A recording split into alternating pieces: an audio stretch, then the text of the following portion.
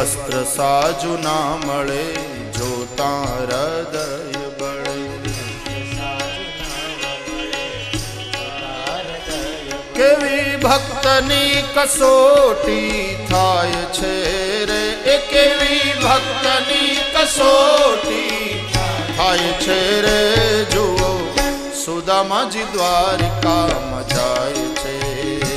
જુઓ સુદામાજી દ્વારિકામાં જાય છે.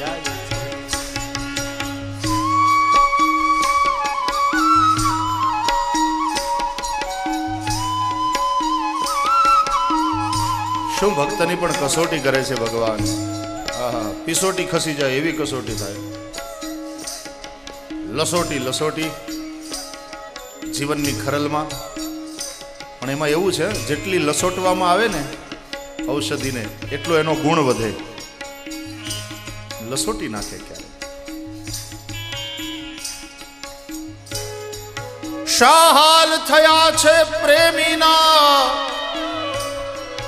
કહેવાની કશી જરૂર નથી.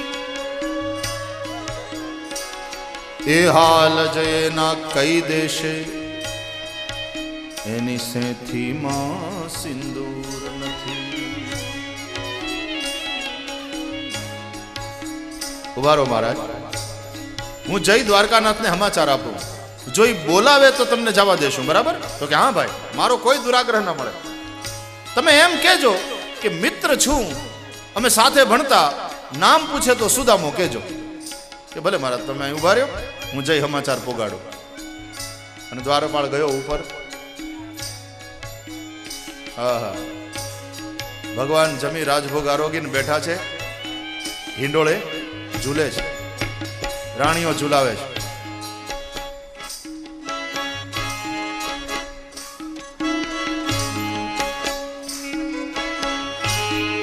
હિંડોળાના કડા બોલે ને,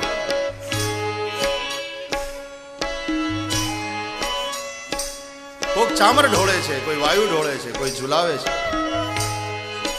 રૂકમણીજીએ પાનનું બીડું ભગવાનને ધર્યું, પ્રભુએ મુખમાં પધરાવ્યું.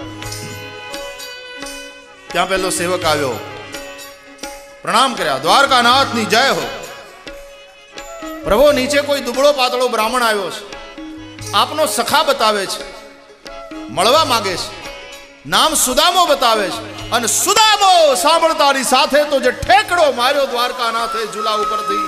સુદામો આવ્યો, મારો મિત્ર આવ્યો, મારો સખા આવ્યો, મારો બાપ આવ્યો. બોલતા બોલતા મોજડી પગમાં પહેરવાની રહી ગઈ, પુત્રીએ ખભા ઉપરથી પડી ગયું. અને કૃષ્ણ બે બે પગથિયા ઉતરતા દોડતા દોડતા નીચે આવ્યા. નીચે આવીને સુદામા, અને સામેથી કૃષ્ણ અહીંયાથી આ દોડ્યો. ભગવાને બથમાં લઈ લીધો. દુબળો પાતળો સુદામાનો દેહ દ્વારકાનાથની બથમાં ક્યાં હમાઈ ગયો, ક્યાં ખોવાઈ ગયો, ખબર ન પડી. પટરાણીઓને એમ થયું, ઘણાય મળવા આવે છે, પણ કોઈને મળવા માટે આવી રીતે હડી કાઢીને દોડ્યા નથી. એવો તો કયો મિત્ર. રાણીઓ દોડીને જ્યાં ઝરૂખામાં આવીને મહેલના નીચે જોયું, એક દુબળો પાતળો બ્રાહ્મણ ભગવાનના હૈયે ચપાયો છે. ભગવાન આ જ અનુભવો છે, બહુ મોટા હાથ છે ભગવાનને. કોકે પૂછ્યું એકવાર કે આટલા મોટા હાથ કેમ રાખો? તો કદાચ મારો કોઈ ડીલે ભગત હોય ને, નરવો, તો એને પૂરેપૂરો લઈ શકું ને હૈયે લેવા માટે. એટલે એની સાઈઝ પ્રમાણે પાછા હાથ રાખવા પડે ને મારે. આ જાનું બાહુ ભગવાન. અને અહીંયા તો દુબળો પાતળો સુદામો ક્યાં ખોવાઈ ગયો, ભગવાનમાં ખબર ન પડી. અને ભગવાન બહુ રાજી થયા.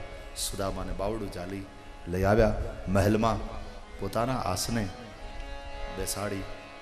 રાણીઓને કહ્યું, લાવો જલ્દી તૈયારી કરો બધી. કાલિંદી જળ લાવો, રૂકમિણી વસ્ત્રો તૈયાર કરો, મિત્રવિંદા તૈલ મર્દનની તૈયારી કરો, સત્યા ચંદન ઉતારો, ભદ્રા પુષ્પમાળાઓ તૈયાર કરો. અને જ્યાં હુકમ કરે ને ત્યાં તો ફર કરતી એક રાણી આમ જાય, ફર કરતી બીજી આમ જાય, ફર કરતી ત્રીજી આમ જાય.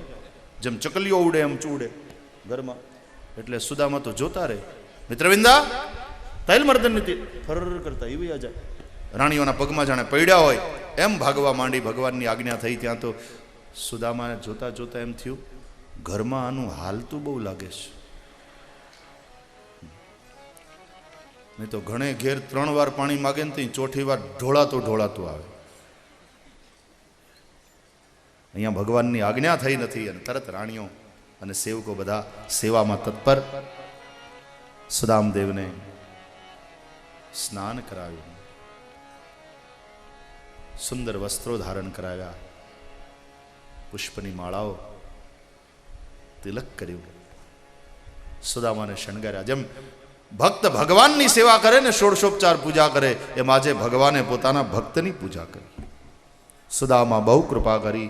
કેટલા સમય આવ્યા, ભોજન કરાવ્યા, પ્રેમથી પ્રસાદ લેવડાવ્યો અને પછી બે મિત્રો ઝૂલે બેઠા અને ગોઠડી માંડી ગોવિંદે જૂની બધી વાતો યાદ કરી. એક એક સરસ કથા છે. આમ તો 3 કલાકની કથા જોઈએ સુદામા આખ્યાન માટે, તો કંઈક ન્યાય થાય.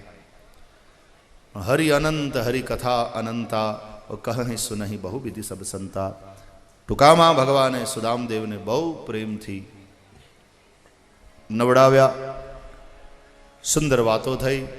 પણ સુદામા હવે પેલી પૌવાની પોટલી છુપાવે છે કે આ હુકા મેવા ખાતો હોય ને 56 ભોગ આરોગતો હોય, એને આપણે પૌવા ક્યાં ધરવા? સંકોચ થાય ને. ભગવાન સુદામદેવના સંકોચને સમજી ગયા અને પોટલી આંચકી લીધી કે શું લાવ્યો, દેખાડતો ખરો. લાવ્યો કાંઈ મારા માટે, મને આપતો નથી. મારી ભાભીમાં એ જરૂર ક્યાંક મારા માટે મોકલાવ્યું લાગે. અરે કે ના, હવે ગરીબ માણસ પાસે હું લાવ. જોંટી લીધી ભગવાને પોટલી અને જ્યાં એ પોટલીની ગાંઠો ભગવાન ખોલે છે તે 8 પટરાણી માથે આવીને ઢવો વળી. આપણી ભાષામાં, સાવ તળપદી ભાષામાં ઢવો વળી, એવો ઢવો વળી માથે. એટલે ભગવાને કહ્યું પણ હું છે જ આમ જરા આઘા ઉભા રહ્યો ને, અજવાળું આવવા જો. પણ બહેનોમાં ઉત્સુકતા બહુ હોય. વળી પાછા ભગવાન ગાંઠ છોડે ને તો 8 પટરાણી વળી પાછી આવીને માથે એકબીજાને કહે શું છે, શું છે, કે એમનો મિત્ર કંઈ લાવ્યો છે. ભગવાને કહ્યું સારું, તમારે જોવું છે જુઓ. અને ગાંઠો ખોલે છે ભગવાન. એ ગઠરીની ગાંઠો નહોતા ખોલતા, સુદામાના ભવબંધનને ભગવાન ખોલી રહ્યા હતા. બધી ગાંઠો જ્યાં ખોલી અને પોટલીને ખોલતાની સાથે અંદર જ્યાં પૌવા જોયા, એ પૌવાને જોતાની સાથે 3 ઘટના ઘટી. પટરાણીઓ હસી પડી, પૌવા લાવ્યા. સુદામદેવે સંકોચથી નીચું જોયું અને કૃષ્ણ પૌવા હાથમાં લઈ રડી પડ્યા. મુસ્કુરાહટ આવી પટરાણીઓના મુખ ઉપર કે પૌવા લાવ્યો. સુદામાને સંકોચ થયો અને કૃષ્ણની આંખમાં આંસુ. તે પટરાણીઓ ગંભીર થઈ ગઈ. એને એમ થયું કે મિત્રના દુઃખને જોઈ અને રડે છે. પણ ના, એ આંસુ એના નહોતા. હાથમાં પૌવા લઈ શ્રી કૃષ્ણ બોલ્યા, સુદામા પૌવા લાવ્યો મિત્ર. આ પૌવાને જોયું મને મારી